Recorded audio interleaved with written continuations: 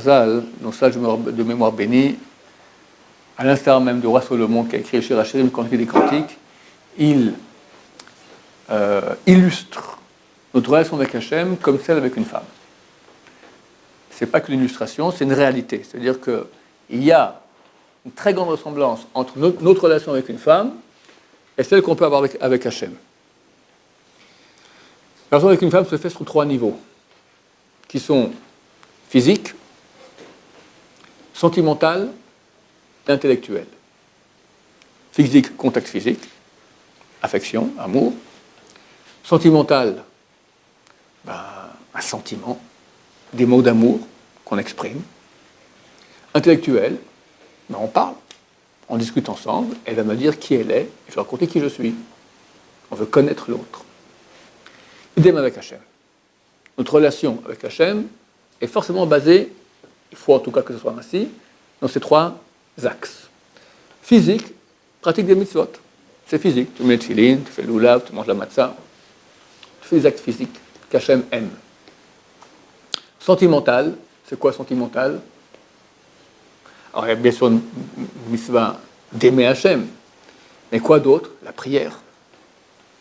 Le mot prière, en araméen, c'est la même racine que le mot amour. La prière, c'est pas comme, hélas, dans beaucoup d'écoles juives, c'est la corvée, il faut tourner les pages. C'est être en relation avec Hachem, chose énorme. Comme quelqu'un qui est amoureux de sa femme, lui, des mots d'amour très beaux, très poignants, très vrais, qui sortent vraiment de son corps, et elle ressent ça, et c'est réciproque, c'est une histoire d'amour. Idem avec Hachem durant la prière. On ne peut pas baser la relation avec la femme que physique et amour. Il faut un peu plus que cela. Quoi? La connaître. Dis-moi qui tu es. Elle me raconte tout ce qu'elle veut, tout ce qu'elle pense, tout ce qu'elle est. D'accord? Nous, ce que nous sommes, ça s'exprime que parce que nous voulons, parce que nous pensons. C'est ça, nous. Le vrai nous, la neshama, on ne peut pas l'attraper comme ça. Impossible. Alors, comment je peux savoir qui tu es, et attraper, te connaître, savoir qui tu es? Dis-moi ce que tu veux, qu'est-ce que tu penses? Donc, on discute. Et on exprime. Ça s'appelle étude de Torah. Parce qu'Hachem, on ne peut pas l'attraper comme ça, on peut attraper sa pensée et sa volonté. Ça, c'est la Torah. Donc, quand quelqu'un connaît la Torah, il connaît Hachem. C'est énorme. D'où l'importance colossale d'étude de Torah. Et étant donné que, comme dans un couple, on ne pourra jamais être en couple uniquement par discussion intellectuelle, il y a le physique et le sentimental.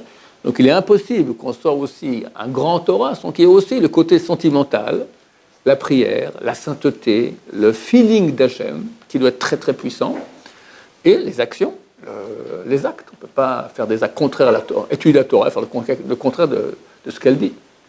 La Torah n'est pas une masse d'informations neutre, c'est une masse d'informations sainte. Pour pouvoir l'ingurgiter, l'assimiler, il faut être saint soi-même. D'où la grandeur des grandes Torah. Un grand Torah, ce n'est pas une grosse tête, quelqu'un qui a un appareil photo, même technique dans la tête, tout ce qu'il voit, il enregistre. C'est insuffisant. Ce n'est pas une tête très, très, très aiguisée qui comprend un texte profond rapidement, c'est beaucoup plus que cela. C'est une sainteté. Et on voit que les grands Torahs, ils ont une connaissance Torah qui est tout à fait anormale, inhumaine. C'est inhumain. Inhumain. C'est pour ça qu'on voit qu'il n'y a pas de grand Torah, à part le monde orthodoxe. Parce que vu qu'il y a le monde orthodoxe met l'accent sur la sainteté en premier, et pas sur autre chose, alors la sainteté se pose, Hachem se pose sur eux, et ils arrivent à des niveaux de connaissance inhumains. Inhumains. Je ne sais pas comment un être humain peut en une vie connaître autant de choses. Baruch Adonai, Amen.